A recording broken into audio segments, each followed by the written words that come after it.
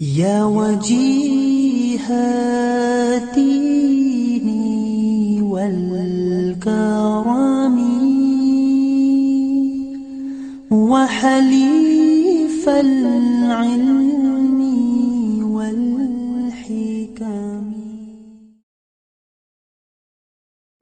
News क्या spread हुई है कि जी आप को वही नहीं आ रही.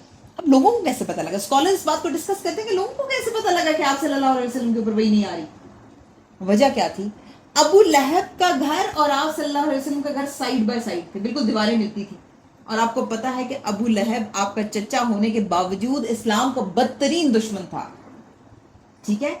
और उसकी बीवी उम्मे जमील वो उससे 2 हाथ आगे थी, ठीक है. अब क्या था कि उस वक्त ये पंखे और कूलर और एसी तो होते नहीं थे, ठीक है. जो भी एक घर की एक्टिविटीज, आप क्योंकि तहज्जुद के वक्त उठकर नमाज पढ़ा करते थे, तहज्जुद पढ़ा करते थे, और आपकी आवाज़ जब आप तिलावत किया करते थे, ठीक है, वरत्तिलिल कुरआन तरतीला, आप उस वक्त जब तिलावत किया करते थे तो पड़ोस में आवाज़ जाती थी, ठीक है. अब ये नोट फरमा लीजिए कि सूरत मुज़म्मिल सूरत दुहा से पहले नाजिल हो चुकी है. इसका मतलब है कि आप तहज्जुद की नमाज पढ़ते थे. अब हुआ ये कि ये स्पिरिचुअल क्राइसिस, ये डिप्रेशन, ये टेंशन इतनी बढ़ गई कि आप कुछ दिनों से तहज्जुद के लिए नहीं उठ पा रहे थे. ये क्राइसिस कसल की शक्ल, कसल कहते हैं जिस्म के आसाब जो है आपके जवाब देने लगते हैं, आसाब जवाब देने लगते हैं. ये इतना बढ़ गया कि कसल की शक्ल इख्तियार करने लग गया. अब उम्मे जमील को आवाज़ नहीं आती थी कुरान की, तो उसने आप सल्लल्लाहु अलैहि वसल्लम को क्या कहा? उसने कहा, मोहम्मद, लगता है तुम्हारा शैतान तुम्हें छोड़कर चला गया है. नाउज़ुबिल्लाह मिन ज़ालिक, नाउज़ुबिल्लाह मिन ज़ालिक, नाउज़ुबिल्लाह मिन ज़ालिक. ऐसे तंज़ो तान. अब आप ये देखें, एक तो वो टेंशन है कि रब से राब्ता मुनक़ते हो गया है, ऊपर से बातें. ऑल्दो हज़रत खदीजतुल कुबरा की बात रज़ियल्लाहु तआला अन्हा, उनकी बात हमदर्दी और तासुफ पर मबनी है, उन्होंने कोई तंज नहीं किया. उम्मे जमील जो अबू लहब की बीवी है, उसका प्योरली मजाक उड़ाने और तंज करने का पर्पज है. बदतरीन दुश्मन थे ये लोग, ठीक है. इसके बावजूद भी आप इस जुमले की काट देखें, उम्मे जमील के जुमले की काट देखें, ठीक है, कि लगता है कि जो भी कहा उसने. तो मतलब कहने का ये है कि ये चीजें डिप्रेशन में और इजाफा करती हैं ना.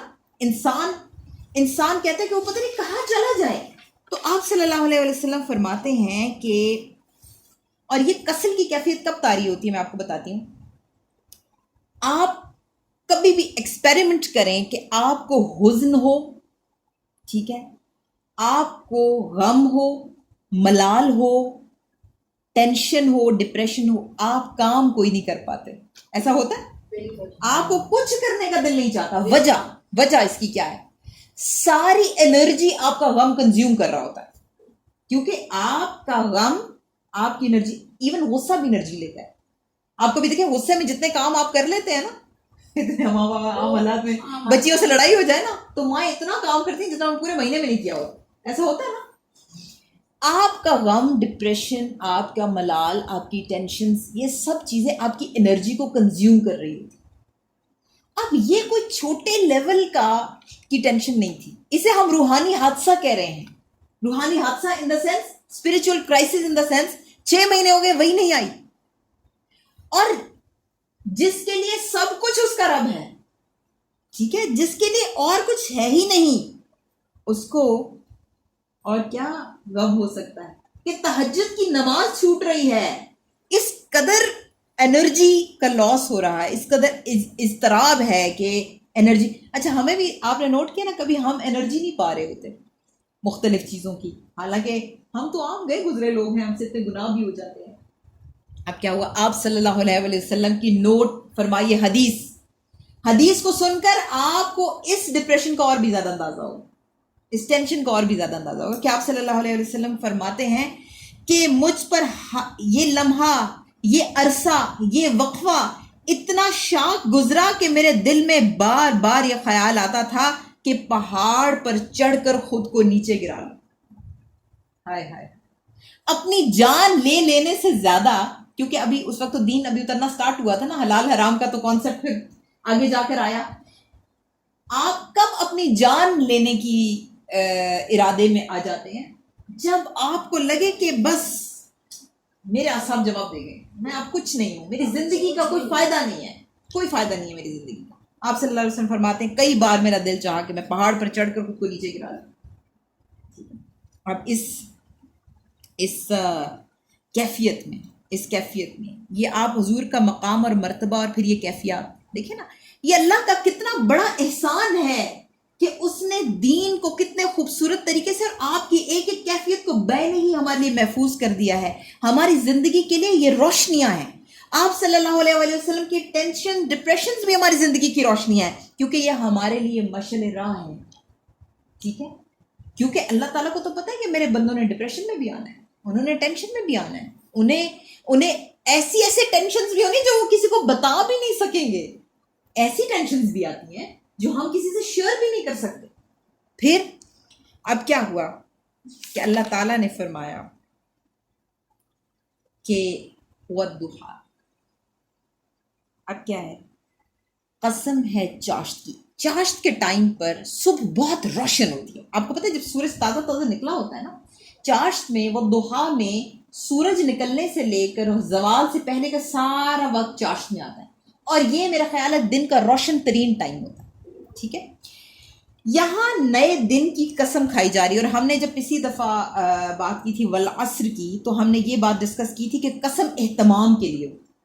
ٹھیک ہے، کہ آپ صلی اللہ علیہ وسلم کو اہتمام کے ساتھ چاشت کے وقت کی قسم کیوں کھائی جا رہی ہے؟ کہ ہر فرقہ، ہر خطہ، ہر دین، ان کے یہاں پر روشنی جو ہے ایک پازیٹیو سائن ہے، ایک پلس سائن ہے. اگر بات رات سے شروع ہوتی تو اور بات تھی، بات دن سے شروع ہو رہی ہے. ہمارے یہاں ہم روشنی کو کبھی نیگیٹو سمبل کہتے ہیں، امید کی کرن. ہم نے کبھی نہیں کہا امید کا اندھیرا، مایوسی کا اندھیرا اور امید کی کرن، یہ ورڈز ہم یوز کرتے ہیں نا. تو کبھی بھی کسی جگہ بھی آپ کسی بھی لٹریچر میں چلے جائیں، ادب میں چلے جائیں، کہیں پر بھی چلے جائیں، روشنی ہمیشہ پازیٹیو سائن کے طور پر استعمال ہوتی ہے ہر جگہ پر. تو کیا ہے، آپ کو قسم کھا کر صبح چاشت کے وقت کی قسم کھا کر یہ امید دلائی جا رہی ہے، بہت پاورفل طریقے سے یہ امید دلائی جا رہی ہے کہ کیا ہے، امید قائم رکھیں. واللیل اذا سجا، اور قسم ہے رات کی جب وہ چھا جائے. اب رات کی بات آ گئی، کیوں آ گئی؟ ہر چیز کی اپنی ایک اہمیت ہے، اور روشنی کی اہمیت آپ تب تک نہیں جان سکتے جب رات نہ گزر جائے. جب رات چھا نہ جائے تو روشنی کا پتہ نہیں چلتا. اپنی ازداد سے پہچانے جاتی ہے نا چیز کی اہمیت. اب جس طرح دن ضروری ہے اس طرح رات بھی ضروری ہے، جس طرح وحی کا آنا ضروری ہے اس طرح وحی کا منقطع ہونا بھی ضروری ہے. اللہ تعالیٰ نے قرآن مجید میں فرمایا لو انزلنا هذا القرآن على جبل لرأيته خاشعا متصدعا من خشیت اللہ. اگر ہم اس قرآن کو کسی پہاڑ پر نازل کرتے تو تم دیکھتے کہ وہ اللہ کی خشیت سے دبا اور پھٹا جاتا. آپ صلی اللہ علیہ وسلم کے اوپر ابھی وحی کا سلسلہ شروع ہوا. ٹھیک ہے، اور یہ قرآن ایک بہت بھاری کلام تھا جو آپ کے قلب اطہر پر اتر رہا تھا. وحی کے منقطع ہونے میں بہت سارے ٹیسٹس بھی تھے، اور اس کے اندر بہت ساری مشیت اور حکمت بھی تھی اللہ تعالیٰ کی. ٹھیک ہے، ما ودعک ربک وما قلی. ٹھیک ہے، نہ آپ کے رب نے آپ کو چھوڑا نہ آپ سے ناراض ہوا. اب آپ کے قلب کی وہ تمام کیفیات جن سے آپ گزرے ہیں وہ یہاں پر ڈسپلے ہو رہی ہیں، یہاں پر ان کا اور آپ صلی اللہ علیہ وسلم جن جن قلبی وارداتوں سے گزرے، جن کیفیات سے گزرے، انہیں قرآن میں کیوں اوپن کر دیا گیا؟ تاکہ بندے جب گائیڈ لائن لینے کے لیے اٹھیں وہ ادھر ادھر سرگرداں نہ ہوں. ان کے پاس ایک مکمل ضابطہ حیات جو موجود ہے، انہیں ان کے باطن اور ظاہر کے تمام مسائل حل ہو جائیں، تمام مسائل حل ہو جائیں. اب یہ سورہ جو ہے یہ واردات قلبیہ کا معاملہ ہے، یہ احساسات باطنیہ. ہمارے باطن میں کیا ہوتا ہے؟ باطن اندر کی بات ہے. ٹھیک ہے، یا یہ نفسیاتی کیفیات کا معاملہ ہے، اس کو اوپن کیا گیا ہے کیونکہ ہم نے بھی ان کرائسس سے گزرنا ہوتا ہے. ہمارے اوپر بھی اسپرچل کرائسس آتے ہیں, سائیکولوجیکل ایشوز ہمارے ہوتے ہیں, ٹھیک ہے. تو اس کے لیے ہمیں بہترین گائیڈ کیا جا رہا ہے قرآن مجید. اچھا جی, آپ صلی اللہ علیہ وسلم اب کیا ہے کہ اے نبی آپ بدگمانی مت کیجیے. یعنی یہ نہیں کہ آپ صلی اللہ علیہ وسلم بدگمان تھے, لیکن نیچرل فینومینا ہے کہ انسان مختلف اینگل سے اپنے آپ کو وساوس بھی آتے ہیں کہ میرا رب ناراض نہ, اور یہ وہاں ہوتا ہے جہاں پر محبت اپنی شدید کیفیت میں موجود ہے. آپ کو اسی کے ناراض ہونے کی فکر زیادہ ہوتی ہے جس سے آپ شدید محبت کرتے ہیں. اور آپ صلی اللہ علیہ وآلہ وسلم کی تو تمام ترجیح اولا جو ہے, اور آپ کی زندگی اور سب کچھ اللہ تعالیٰ کی رضا تھی نا. تو جب محبوب ناراض ہو جائے تو عجیب عجیب گمان انسان کے دل میں آنا ایک نیچرل, ایک فطری سا تقاضا ہے. انسان کے دل میں آتا ہے یہ نہ کہہ دیو, پتہ نہیں میری یہ بات نہ مائنڈ کر دیو. خاص طور پہ جس کو آپ خوش کرنے کے لیے ہمیشہ کوشاں رہتے ہیں, اس کے جو ہے اس کے ناراض ہونے کا اندیشہ آپ کو پریشان کرتا ہے. ہمیشہ یاد رکھیں. آپ کیا تھا,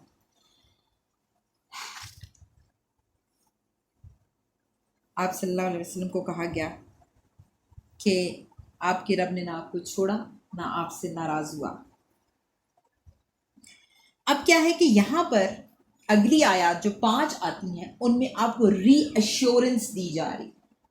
آپ کو اللہ تعالیٰ آپ کی ان ٹینشن ڈپریشن کی نفی کر رہے ہیں کہ آپ کو ٹینشن لینے کی ضرورت نہیں ہے.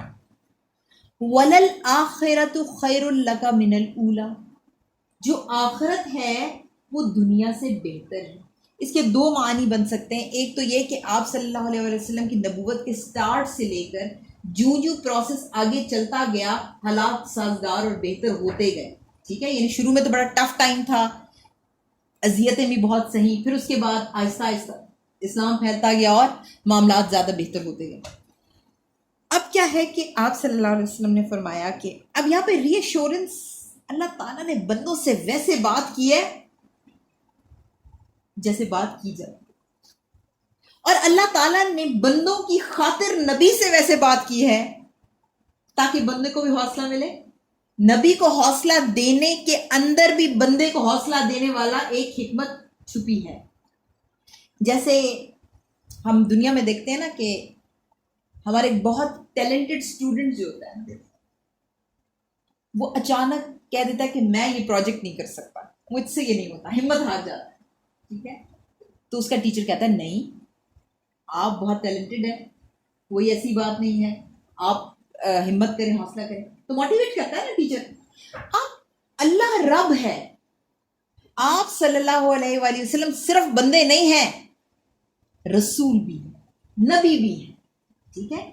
ان کو ری ایشورنس کروائی جا رہی ہے اور فیوچر کے کچھ پکچرز دکھا کر ان کا حوصلہ اور بھی زیادہ بلند کیا جا رہا ہے.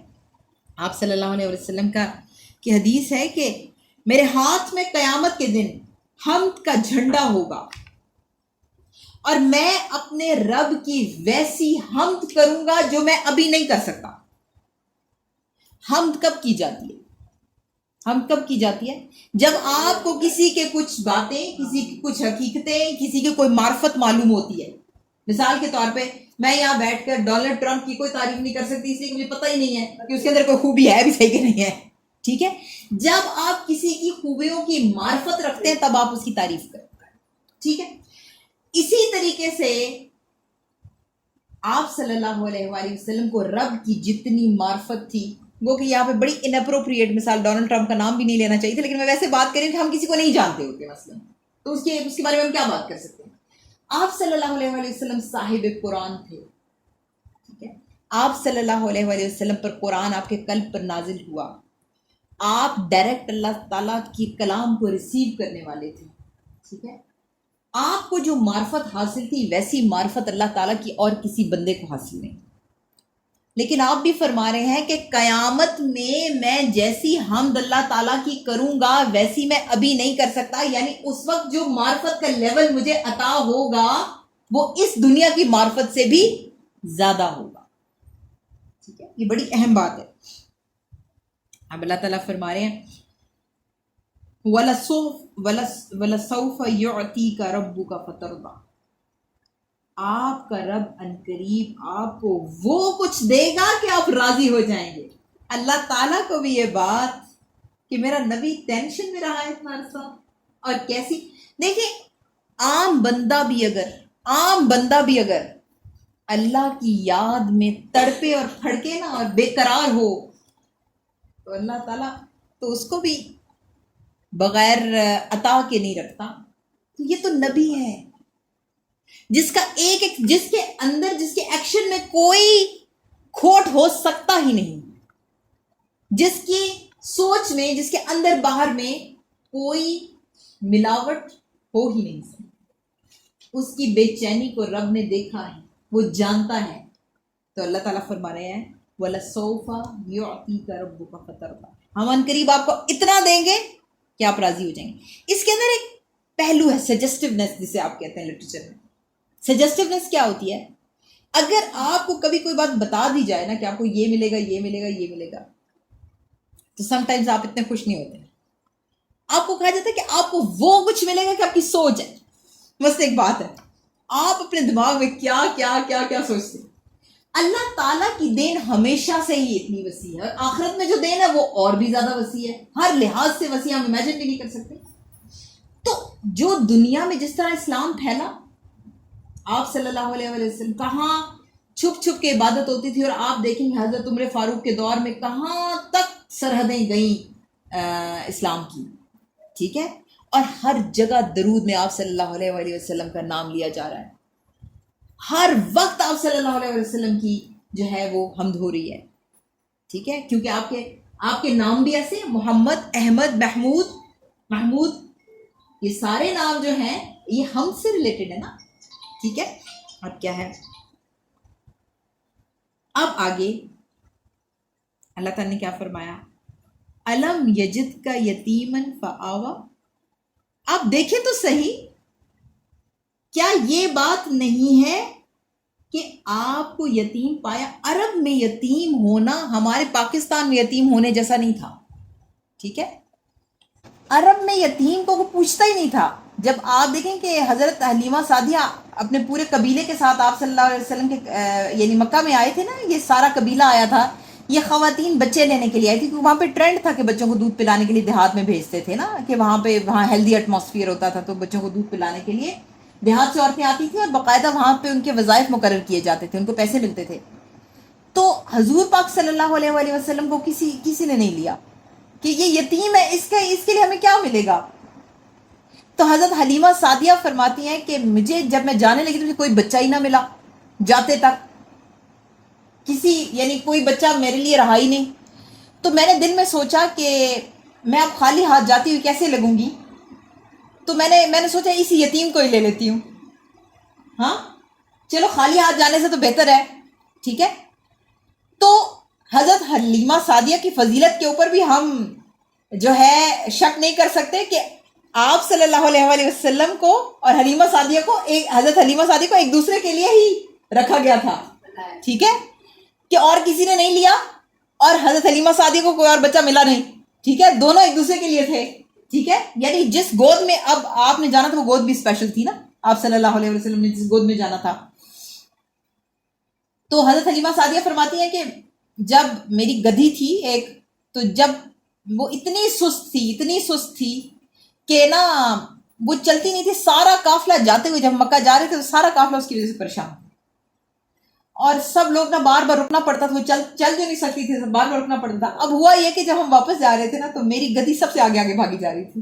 ٹھیک ہے، میں نے کہا یہ وہی ہے جو آتے ہوئے اس طرح سے سست سی تھی، یہ وہی گدھی ہے. ٹھیک ہے، اور حضرت حلیمہ سعدیہ فرماتی ہیں کہ میرے گھر میں برکتوں کے دروازے کھل گئے. اور پہلے میرا جو بچہ حضور پاک صلی اللہ علیہ وسلم کے ساتھ جو بچہ جو پرورش پا رہا تھا وہ روتا ہی رہتا تھا بھوک سے، اور اب میرا دودھ اتنا اترتا تھا کہ دونوں بھائی جو ہیں وہ مل کر بھی دودھ پیتے تو ختم نہیں ہوتا تھا. یعنی برکتیں تھیں. یہ وہ عطا ہے جو کسی کے انسان کے اختیار میں نہیں ہوتی نا. ٹھیک ہے، اب کیا ہے کہ ایک دفعہ یوں ہوا کہ آپ صلی اللہ علیہ وآلہ وسلم دیکھیں کہ یہ ہم سب کو پتہ ہے کہ والد پیدائش سے پہلے وفات پا گئے، یعنی پیدا ہی آپ یتیم ہوئے تھے. پھر جو ہے آپ صلی اللہ علیہ وسلم کو جو ہے ان کی والدہ کے پاس وہ آئے، پھر والدہ کا یعنی انتقال ہوا. پھر آپ صلی اللہ علیہ وآلہ وسلم کو آپ کے دادا نے وہ کیا، یعنی ان کی پرورش کی، پھر چچا، اس طرح کر کے. تو آپ صلی اللہ علیہ وآلہ وسلم کی شادی نبوت سے تقریباً 15 سال پہلے حضرت خدیجہ سے ہو گئی تھی، یہ پتہ ہے نا آپ کو. اور حضرت خدیجہ بہت بڑی بزنس پرسن تھی، یعنی ان کا تجارت بہت زیادہ تھی. تو ایک دفعہ یوں ہوا کہ آپ امام راضی فرماتے ہیں کہ آپ ایک دفعہ مکہ سے باہر گئے. تو مکہ سے باہر گئے تو آپ صلی اللہ علیہ وآلہ وسلم نے دیکھا کہ ایک قبیلہ جو ہے وہ بڑا مفلوق الحال، اور ان کے پاس کوئی کپڑے پراپر نہیں، اور بھوک سے ان کے حال بالکل خراب تھے. تو آپ صلی اللہ علیہ وسلم واپس آئے اور چادر اوڑھ کر لیٹ گئے. تو حضرت خدیجہ نے پوچھا کہ آپ یا رسول اللہ، اس وقت تو نبوت نہیں ملی تھی، انہوں نے کہا کہ آپ کو کیا ہوا ہے؟ تو انہوں نے کہا کہ میں نے اس طرح سے یہ ایک قبیلہ دیکھا ہے اور ان کی اتنی بری حالت ہے، لیکن میرے پاس مال کہاں ہے کہ میں جو ہے ان کی ہیلپ کر سکوں.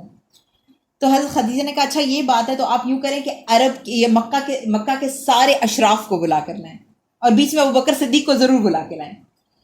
تو آپ صلی اللہ علیہ وسلم گئے اور تمام اشراف کو اور حضرت ابوبکر صدیق کو بھی بلا لائے. تو جب واپس آئے تو اتنا بڑا ڈھیر حضرت خدیجہ نے لگا رکھا تھا اشرفیوں کا کہ آپ جب بیٹھے تو اس کے پیچھے چھپ گئے. تو انہوں نے کھڑے ہو کے کہا کہ آپ سب کو گواہ بنا کر یہ کہہ رہی ہوں کہ یہ تمام مال، تمام اشرفیاں میں نے آپ صلی اللہ علیہ وآلہ وسلم کو دی، ان کو وہ جو چاہے جیسے چاہیں خرچ کریں. یعنی یہ انہوں نے کیوں اناؤنسمنٹ کی کہ بھائی یہ میرے مال کو شاید اپنا مال نہیں سمجھتے اور اس کے اندر فری ہینڈ نہیں فیل کر رہے، تو اس لیے انہوں نے لوگوں کو گواہ بنا کر، اس وقت کا ٹرینڈ کلچر یہی ہوگا، یہ دکھاوے کے لیے نہیں تھا کہ بیوی اپنے ہسبینڈ کو کیوں دکھا کر دے گی، لیکن مقصد یہ تھا کہ انہیں تسلی ہو جائے کہ یہ مال میرا ہے. اب یہ سارے جو ذرائع ہوتے ہیں، اللہ تعالیٰ فرما رہے ہیں کہ میں نے آپ کو چھوڑا تو نہیں.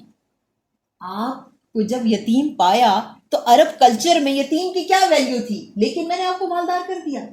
ٹھیک ہے، اسی طریقے سے اللہ تعالیٰ فرما رہے ہیں.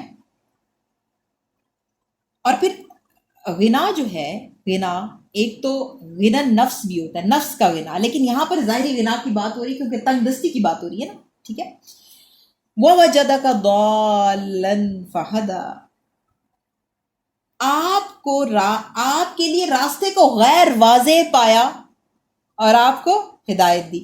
مطلب اللہ معافی دے، آپ گمراہ تو ہو نہیں سکتا نا، نبی تو گمراہ نہیں ہو سکتا، راستے سے بھٹکا ہوا بھی نہیں ہو سکتا. ٹھیک ہے، لیکن دول کے جو مختلف میننگ سکالرز ڈسکس کرتے ہیں ان میں سے ایک یہ ہے کہ حیران و پریشان، حیران و سرگرداں.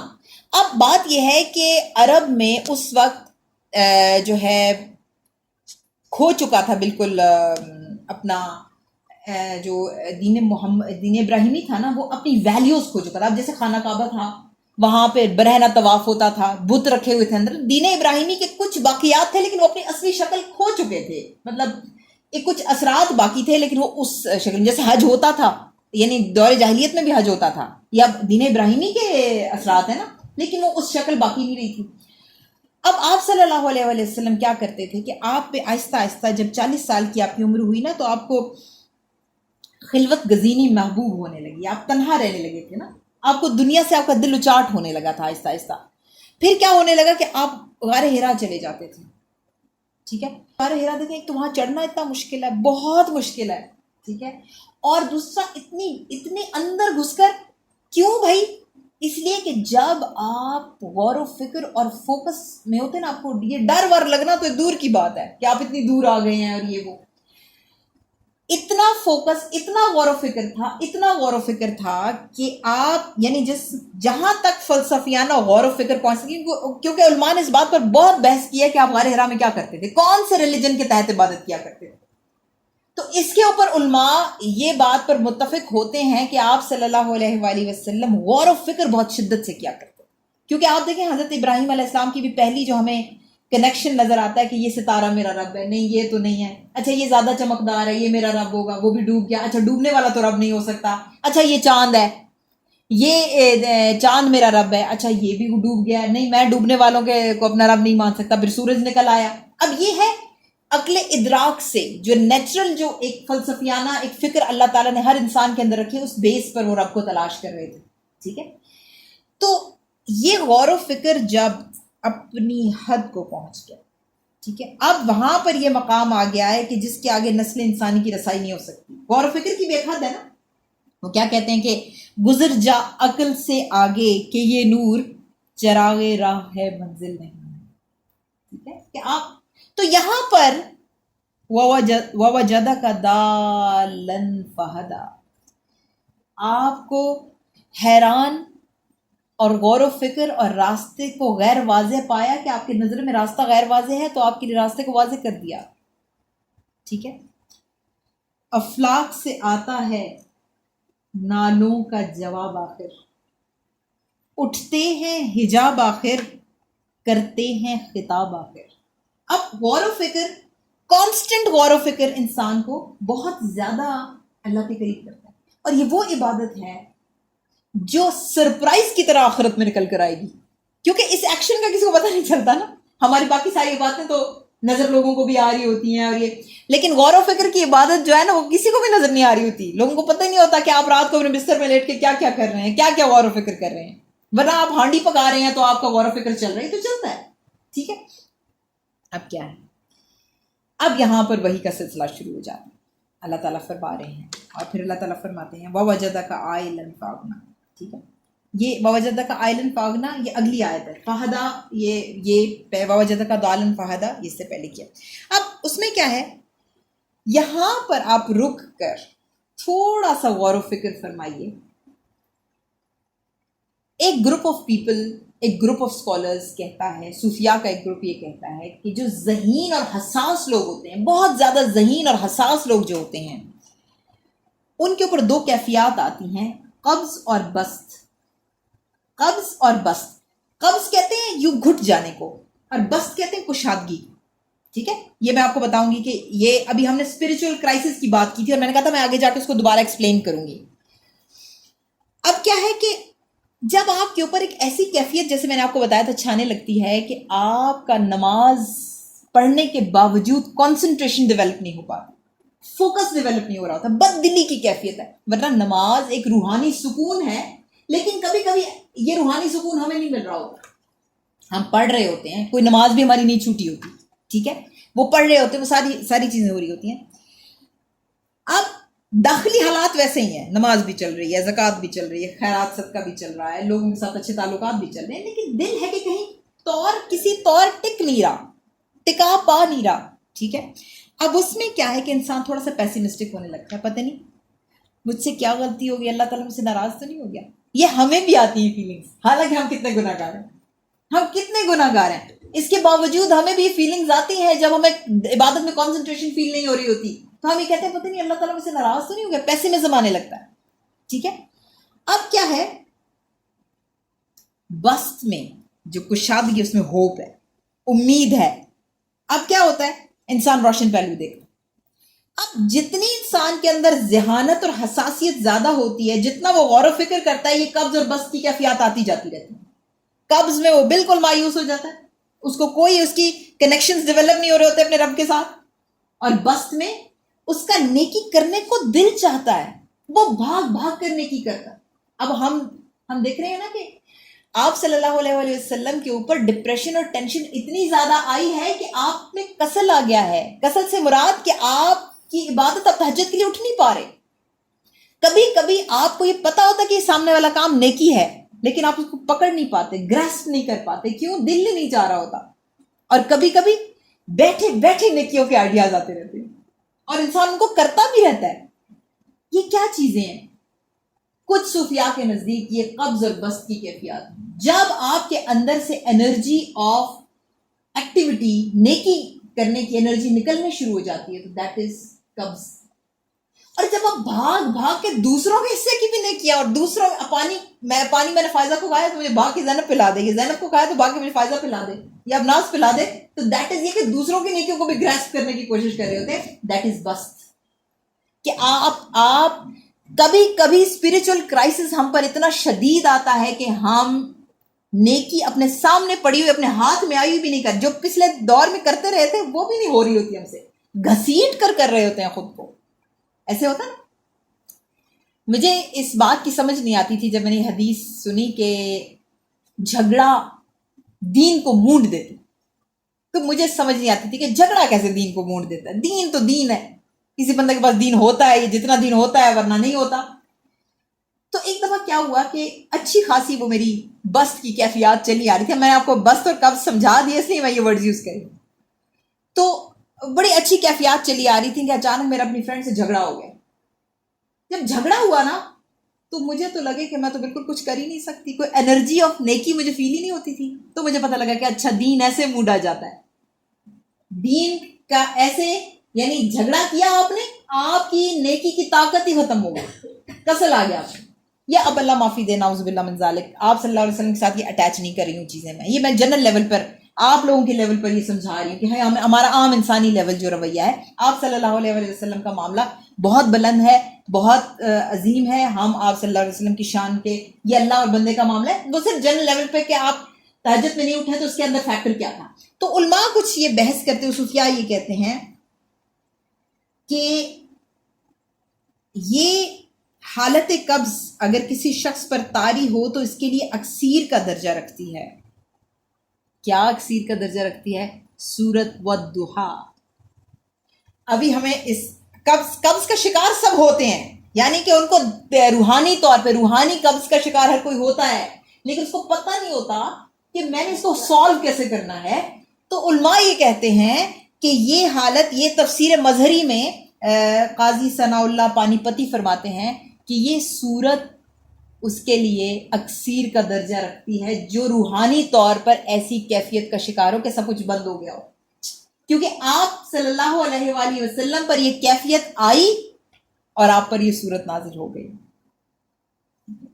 یعنی کہ ہمیں اللہ کا شکر ادا کرنا چاہیے کہ اللہ تعالیٰ نے ہمیں کتنی نعمتیں عطا کی ہیں.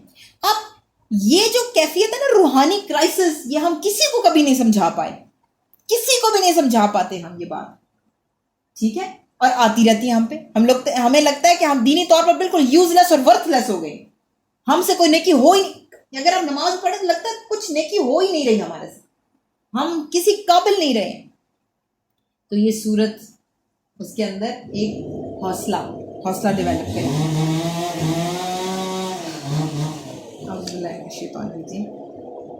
اب کیا ہے؟ فَأَمَّا الْيَتِيمَ فَلَا تَقْهَرْ, بس آپ یتیم رہا, یتیم تو اس کو آپ نے جھڑکنا نہیں ہے. اب یہاں پر یہ کیا ہے خطاب بہرحال آپ صلی اللہ علیہ وسلم. اب کیا ہے کہ تقہر اس کیفیت کو کہتے ہیں جس میں آپ یتیم پر اتنا دباؤ ڈالیں کہ وہ پریشر فیل کرے, دیٹ از تقہر. اچھا, اب کیا ہے کہ آپ صلی اللہ علیہ وسلم تو کیا یتیم خیر نہیں کیا, آپ خیر کا معاملہ نہیں کر رہے تھے یتیم کے ساتھ؟ کر رہے تھے, پہلے سے ہی کر رہے تھے. آپ صلی اللہ علیہ وسلم تو نبوت ملنے سے پہلے بھی کر رہے تھے, ٹھیک ہے. اور کیا ہے کہ وَأَمَّا السَّائِلَ فَلَا تَنْهَرْ, اور سائل کو نہ جھڑکو, ٹھیک ہے. اب یہ جو ٹپس آ رہی ہیں نا, یہ ایکسٹرنل ٹپس ہیں. مطلب کہنے کا یہ ہے کہ ان داخلی معاملات کا تعلق بھی آپ کی قلبی کیفیات اور قلبی واردات سے ہوتا ہے. سم ٹائمز کیا ہوتا ہے, جب ہم روحانی طور پر ڈسٹرب ہوتے ہیں نا, ہم ایکسٹرنل نیکیاں چھوڑ دیتے ہیں. ہم کہتے ہیں فائدہ تو کوئی ہے نہیں, کوئی فائدہ تو ہے نہیں. شیطان فوراً کہتا ہے فائدہ تو کوئی نہیں, تو سدھا تو ہونا نہیں. تو بات یہ ہے کہ کچھ لوگ جو اپنے باطنی کیفیات کے حوالے سے پریشان ہوتے ہیں وہ ظاہری نیکیاں چھوڑ دیتے ہیں, سارا فوکس غور و فکر اور باطن پر رکھتے ہیں. اور کچھ لوگ باطن کو چھوڑ کر سارا فوکس باہر رکھتے ہیں, اندر غور و فکر کی کیفیات نہیں ہوتی. یہاں پر اس بات کا ثبوت ملتا ہے کہ ظاہری اور باطنی دونوں کیفیات کو مینج کرنا پڑتا ہے. اگر آپ ایسی ہی کسی اب یہاں پر بندوں کے لیے ایک عام اس میں ایک ہدایت نکلتی ہے کہ اگر آپ کسی ایسی قلبی واردات کا شکار ہیں, ایسی کسی نفسیاتی کیفیت کا شکار ہیں ایسے کسی احساس باطنہ کا شکار ہیں تو سورت والضحیٰ تو انسان پڑھے گا ہی صحیح، ساتھ میں یتیم کے ساتھ بہتر کر لے معاملہ، آپ کی قبض کی کیفیت دور ہو جائے گی۔ آپ اگر سائل کو جھڑکیں گے نہیں، دیکھیں کبھی ہر وقت انسان پاس پیسے نہیں ہوتے، یا ہر وقت تو آپ سائل کے ساتھ اچھا معاملہ نہیں کر سکتے ہیں، ہر وقت تو آپ کے پاس اتنی دولت نہیں ہے کہ آپ سے سائل آ کے جتنے مانگ رہے آپ دے رہے ہیں، تو اس وقت آپ نے جھڑکنا نہیں ہے آگے سے۔ سم ٹائمز ہوتا ہے سائل آپ کے ساتھ آ کے چمٹ جاتے ہیں، وہ کہتے ہیں نہیں باجی آپ نے مجھے پیسے دیے تو آپ مجھے ایک جوڑا بھی دیں، آپ جوڑا دیا تو آپ کھانا بھی دیں، ٹھیک ہے، ایسا ہوتا ہے۔ لیکن آپ نے جب اپنی اسپرچل کرائسس کو دور کرنا ہے تو آپ نے سائل کو جھڑکنا نہیں ہے، امتحان لے گا سائل آ کے آپ کا۔ اور اس میں بالخصوص اگر آپ دیکھیں حضرت اس سائل میں ایک تو سوال کرنے والا کسی چیز کے لیے، اور دوسرا علم سیکھنے کے لیے سوال کرنے والا بھی ہو سکتا ہے۔ سائل کو نہ جھڑکو۔ حضرت عبداللہ بن ام مکتوم جب آئے تھے، سورۃ عبس نازل ہوئی تھی آپ صلی اللہ علیہ وسلم کے اوپر، تو وہ نابینا صحابی تھے، ان کو پتہ نہیں تھا، آپ بڑے بڑے سرداروں سے اس وقت ڈیل کر رہے تھے، تو آپ سے وہ سوال بار بار ایک پوچھ رہے تھے، تو آپ تھوڑے سے برہم ہوئے، ہاں ان کو آپ نے تھوڑا سا یعنی کہ وہ کیا، تو اللہ تعالیٰ نے سورۃ عبس نازل کر دی، ٹھیک ہے۔ مطلب یہ کہ یہ سب چیزیں ساتھ ساتھ مینج ہو رہی ہوں گی، اگر آپ اپنی باطنی کیفیات کے بارے میں بھی پریشان ہیں تو بھی، تو یہ سب چیزیں ساتھ ساتھ مینج ہو رہی ہیں۔ اس کے بعد اللہ تعالیٰ فرما رہے ہیں وَأَمَّا بِنِعْمَةِ رَبِّكَ فَحَدِّثْ، اور آپ اپنے رب کی نعمت کا خوب خوب چرچا کریں۔ نعمتیں یعنی کہ زبان قال سے بھی زبان حال سے بھی، زبان قال اور زبان حال میں کیا فرق ہے؟ بیان بھی کریں زبان سے بھی، اور آپ کا حال بھی یہ بتا رہا ہو۔ دیکھیں ایک بندہ بہت ویل آف ہے، بہت افورڈنگ ہے، اور وہ پھٹے پرانے میلے کچیلے کپڑے پہن کر پھرتا ہے، کیا کسی غریب اور ضرورت مند کی کوئی اس کو ہوگی توفیق کہ وہ اس کو جا کے اپنی ضرورت بیان کرے؟ وہ تو خود ہی بیچارہ، وہ تو غریب، اس کے ہاتھ پہ 2 پیسے رکھ جائے گا۔ اپنے حال کو بھی اتنا بیٹر ضرور رکھیں کہ کوئی بندہ آ کے آپ سے اگر اپنی مشکل بیان کرے تو وہ آپ کو اس قابل تو سمجھے کہ میری مدد کرے گا، ٹھیک ہے۔ دوسری چیز یہ کہ اللہ تعالیٰ کی نعمتوں کو بیان کریں، جو یہ نہیں ہے کہ آپ شوخیاں مارنی شروع کر دیں کہ جی میں فلاں، جی میں تو یہ بن گئی ہوں، تو میں وہ بن گئی ہوں، تو میں اتنی عبادت آپ کا پرسنل معاملہ ہے، ٹھیک ہے۔ جو اللہ تعالیٰ کی جو نعمت ہے نا، اس میں کیا ہے، سب سے زیادہ بڑا شکر بنتا ہے نعمت ہدایت کا۔ نعمت ہدایت پر اللہ کا بہت بہت بہت شکر کرنے کی ضرورت ہے، ٹھیک ہے نا۔ اب کیا ہے، خمسہ قبل خمس، 5 باتوں کو 5 سے پہلے غنیمت جانیں۔ کیسے؟ زندگی کو موت سے پہلے، فرصت کو مصروفیت سے پہلے، صحت کو بیماری سے پہلے، جوانی کو بڑھاپے سے پہلے، اور فراخی کو تنگدستی سے پہلے غنیمت جانی، ٹھیک ہے۔ لیکن یہ سب چیزیں نعمت ہدایت کے ساتھ مشروط ہے۔ اگر ہدایت نہیں ہوگی تو کیا فائدہ ہے خرچ کرنے کا، کیا فائدہ نیک عمل کرنے کا، کیا فائدہ اگر ہدایت اور ایمان ہی نہیں ہے تو، ٹھیک ہے۔ تو اللہ تعالیٰ ہم سب کو ہمیں وسعت دے، اور اللہ تعالیٰ ہم سب کے جو روحانی مسائل ہیں ان کو بھی دور کر دے، اور ہمارے ظاہری باطنی، اور ہمیں قلب و نظر کی، ظاہر و باطن کی، اور روح و جسم کی پاکیزگی اور طہارت عطا فرمائے اپنے فضل سے۔ وآخر الدعوانا ان الحمد للہ رب العالمین۔